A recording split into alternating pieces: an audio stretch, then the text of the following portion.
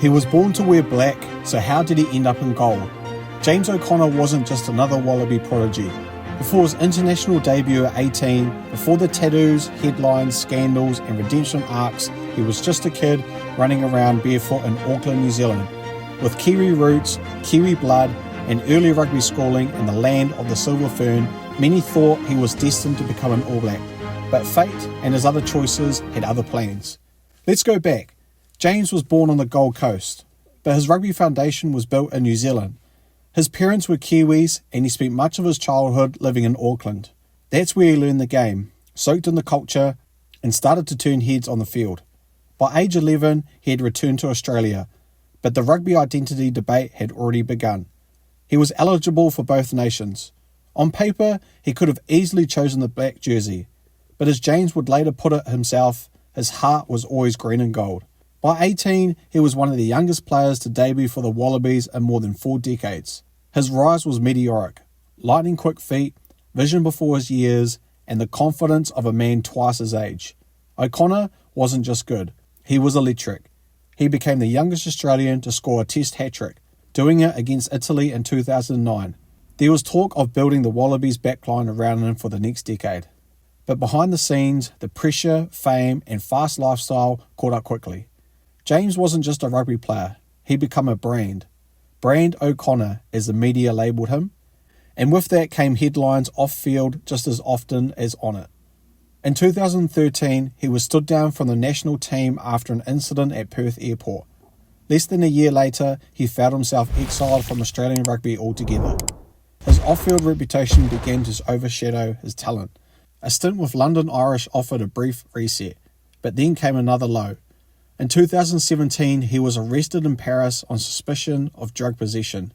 Though no formal charges were laid, the damage to his reputation deepened. And yet, this wasn't the end of his story, not even close. James O'Connor did something many athletes never manage. He matured, evolved, and owned his past. He went quiet, focused on himself, and slowly worked his way back not only into just rugby, but into a new version of himself. One that was more disciplined, more humble, and more determined. The turning point came when he returned to the Queensland Reds in 2020. O'Connor wasn't just a flashy winger anymore. He was now a composed, tactical, astute fly half. And that transformation caught the eye of national selectors. He wasn't just back in the Wallabies setup, he was seen as a mentor, a leader, a steadying presence for the younger generation. It was a full circle moment. But just as things were settling, 2025 brought another twist. After being left out of Joe Smith's initial Wallabies squad to face Fiji earlier that year, most thought O'Connor's time was done. With rising talents like Ben Donaldson, Tom Liner and Noah Lolosia taking centre stage, the Wallabies were leaning into youth. It seemed like the fairy tale had ended quietly, until Lolosia went down. Suddenly, James O'Connor was back in the Wallaby gold, recalled to the squad to take on the British and Irish Lions, 12 years after facing them in 2013. At first tour, O'Connor later admitted he didn't respect the moment. He was young, cocky and distracted, but this time it was different. He called it his last shot, a chance to rewrite the ending, and he wasn't just filling in, he brought control, experience and calm to the backline when it mattered most. All of this brings us back to the central question. Why wasn't James O'Connor ever an All Black? The rumours had floated around for years. Could he switch allegiances? Would he? Especially after moving to New Zealand to play Super Rugby for the Crusaders. A shocking decision in itself. Some thought the move signalled a deeper shift. Was O'Connor planting seeds for an All Blacks comeback? Not exactly. The truth is, World Rugby eligibility rules had locked him in. After appearing for Australia and later for Australia A, his fate was sealed. More importantly, James himself addressed the speculation head on. He said he never considered the switch. His words, always green and gold. There was no identity crisis, no tug of war, just a man who grew up on both countries, but always knew where his rugby heart lay. Still, the irony wasn't lost on fans. In 2025, O'Connor, born on Aussie soil but shaped in New Zealand, was lining up for the Lions, not for the All Blacks, but for a Wallabies team that had often been overshadowed by their Trans-Tasman rivals. And even more ironic, he was doing it while wearing the jersey of the Crusaders, New Zealand's most successful Super Rugby franchise. the same franchise that has developed countless All Blacks over the decades, was now home to the Wallaby fly half.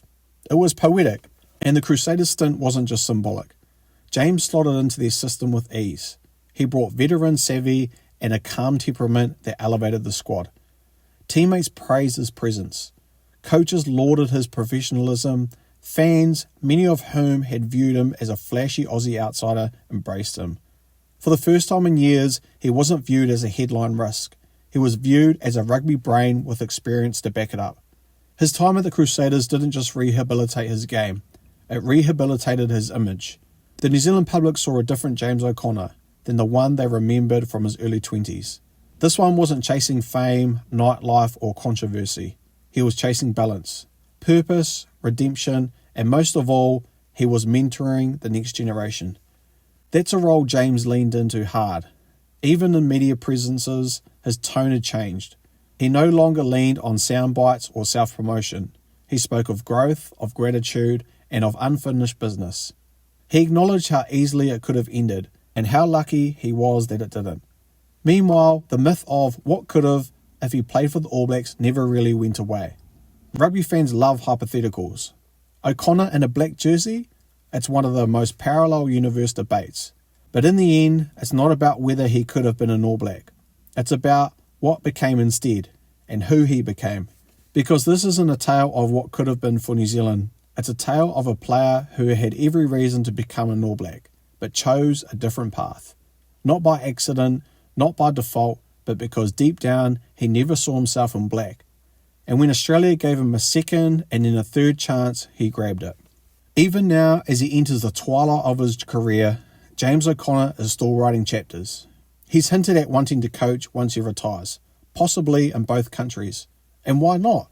He understands both systems, both cultures. He's lived in the best and the worst of what rugby can offer. He's seen how quickly things can be taken and how hard they are to earn back. His journey has made him more than just a player. It's made him a symbol of second chances.